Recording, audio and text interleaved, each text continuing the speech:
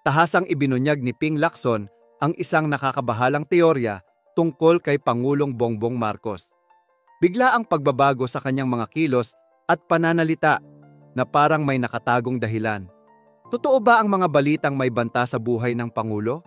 Pero bago tayo magsimula, baka pwede nyo pa-like ang video na ito dahil napakalaking bagay na ito sa aming mga content creators.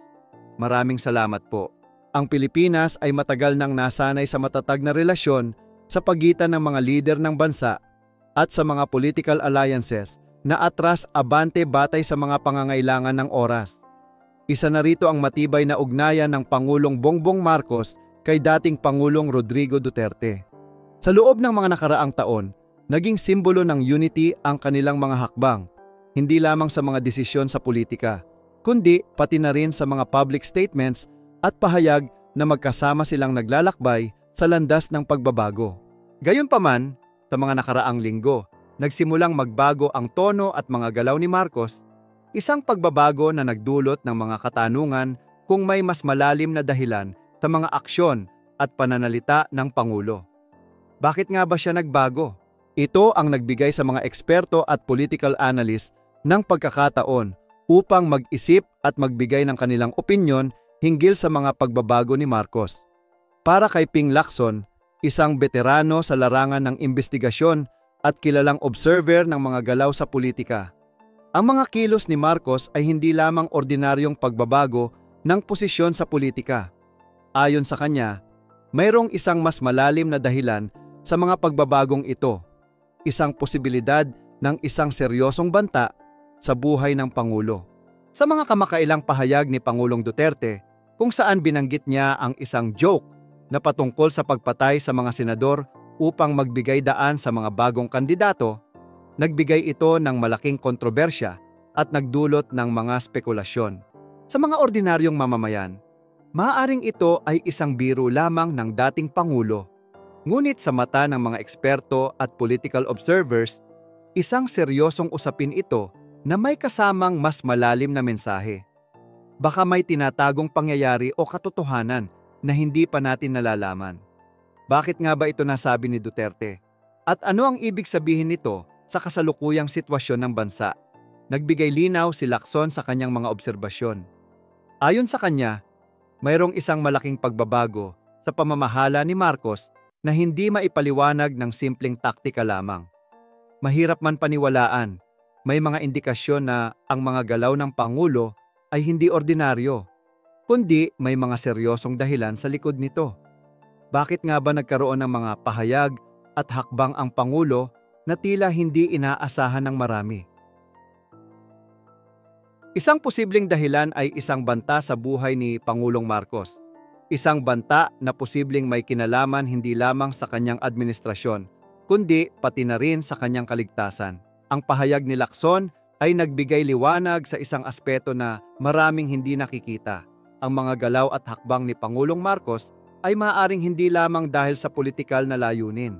Hindi maiiwasan na kapag ang isang leader ay nagiging target ng mga kritisismo at atake mula sa iba't ibang sektor, magdudulot ito ng mga stressors at posibleng banta sa kanilang seguridad. Ipinagpapalagay ni Lacson na ang pagbabago ng tono ni Marcos sa mga kritiko, lalo na kay Duterte, ay maaaring resulta ng natanggap na impormasyon o pagbabago sa kalagayan ng seguridad ng Pangulo. Hindi malayong may mas malalim na kadahilanan na hindi pa ipinapahayag sa publiko. Isang malaking indikasyon ng isang posibleng banta sa buhay ng Pangulo ang mga pahayag mula sa mga taong malapit kay Marcos, gaya ni Vice President Sara Duterte. Si Sara Duterte, sa isang pahayag, ay nagbigay ng isang babala hinggil sa mga banta laban kay Pangulong Marcos at sa kanyang pamilya. Ayon sa Vice President, hindi lamang si Marcos ang tinatarget, kundi pati na rin ang First Lady na si Lisa Araneta Marcos at ang kanilang mga kaalyado tulad ni Speaker Martin Romualdez. Ang babalang ito ay hindi biro at nagkaroon ng epekto ang pahayag na ito sa pamahalaan at sa buong bansa. Ito ang isa sa mga dahilan kung bakit napansin ni Lacson na may malalim na dahilan sa likod ng mga aksyon ni Marcos.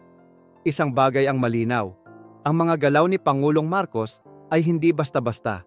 Kung ang mismong vice-presidente ng bansa ay nagbibigay ng babala tungkol sa seguridad ng Pangulo, may dahilan upang mag-isip na may seryosong panganib na nagmumula sa mga hindi nakikitang kalaban. Nabanggit nga kanina, maging si dating Pangulong Duterte ay katuwang ng anak sa pagiging kritiko ni Marcos. Pero saan kaya naganap ang pagpapahayag na yon tungkol sa pagpatay sa mga senador? Noong February 1, 2025, sa isang PDP Laban Senatorial Proclamation Rally, ipinahayag ni Duterte ang hindi pangkaraniwang biro, isang pahayag na nagpapakita ng kalikasan ng politika sa bansa. Sa kabila ng pagbibiro, ito ay nagbukas ng pinto para sa mga tanong hinggil sa mga hakbang at galaw na dapat gawin ng mga namumuno sa bansa. Ang mga ganitong uri ng pahayag, bagamat maaaring isang biro lamang, ay nagpapakita ng mga dinamika ng politika at mga hindi inaasahang pagbabago sa posisyon at galaw ng mga lider. Pansin din ng mga eksperto ang mga hakbang ng Pangulo na tila may hindi normal na kabigatan. Isa na dito ang patuloy na pagbabago ng mga opinyon at pagkilos ni Marcos patungkol sa mga naunang kritiko at mga kaalyado. Nagkaroon ng malalim na pagbabago sa kaniyang postura laban sa mga nagiging kritiko ng kanyang pamahalaan. Hindi malayong ito ay bahagi ng isang stratehiya upang ipakita ang isang mas malawak na posisyon sa politika. Ngunit may mga nagsasabi na ang mga pagbabagong ito ay bunga ng isang mas malalim na banta. Kasama rin sa mga indikasyon ng mga banta sa buhay ng Pangulo, ang mga ulat tungkol sa mga aktibidad na naglalaman ng mga posibleng paninira at banta mula sa mga kalaban. Isang bahagi ng ganitong senaryo, ang posibleng pagtatangkang pag-atake sa mga mahalagang lider ng bansa. Ayon sa ilang mga ulat mula sa mga security experts, may mga grupo na naglalayon ng destabilization sa gobyerno na siyang nagiging sanhi ng mga pagbabago sa estratehiya ni Pangulong Marcos. Ang Pangulo ay hindi lamang nagiging target ng mga oposisyon, kundi pati na rin ang kanyang mga alyado na nagsisilbing mga frontrunners sa mga susunod na halalan. Hindi rin nakaligtas si Pangulong Marcos mula sa mga pagsusuri ng mga political analysts hinggil sa kanyang mga galaw. Sa kabila ng mga banta at intriga sa kanyang administrasyon, patuloy niyang pinaninindigan ang kanyang mga desisyon, isang senyales ng matinding lakas ng loob at tapang na hindi maikakaila. Ang mga galaw na ito ay nagsusulong ng ideya na ang Pangulo ay naghahanda ng hakbang na magbabago sa kasalukuyang political landscape. Maaaring isang paraan upang makabawi mula sa mga pag-aalangan at hamon ng kanyang mga kritiko. Isa sa mga pinakamahalagang pahayag na nagsusulong ng teoryang may banta sa buhay ni Pangulong Marcos ay ang sinabi ng mga kamag-anak ni Duterte at ang kanilang mga indikasyon na ang mga galaw at hakbang ni Marcos ay hindi lamang nakapokus sa politikang normal, kundi may kasamang seryosong mga konsiderasyon tungkol sa seguridad. Higit sa lahat, ang mga kilos ni Marcos ay nagdudulot ng mga tanong at patuloy na pag-aalala sa mga tao na naghahanap ng kasagutan kung bakit nagkaroon ng mga pagbabagong ito sa kanyang pamamahala. Sa kabila ng lahat ng ito, mahalagang isaisip na ang bawat galaw ng mga lider ng bansa ay may epekto sa ating lahat. Kung may banta nga sa buhay ng Pangulo, isang malaking usapin ito na nangangailangan ng tamang atensyon. Ang mga lider ay may obligasyong pangalagaan ang kanilang mga sarili at ang kanilang mga nasasakupan. Kung totoo man ang banta na ito, nararapat lamang na magkaisa tayo at magbigay suporta sa ating mga lider upang tiyakin ang kaligtasan ng bawat isa. Sa kasaysayan ng bansa, maraming mga pagkakataon na ang mga galaw ng mga lider ay nagiging sanhi ng mga malalaking pagbabago sa politika. Ang mga aksyon na ito ay nagpapakita ng lakas at tapang sa kabila ng mga pagsubok. Huwag nating kalimutan na sa politika, walang nagaganap na aksyon na walang dahilan.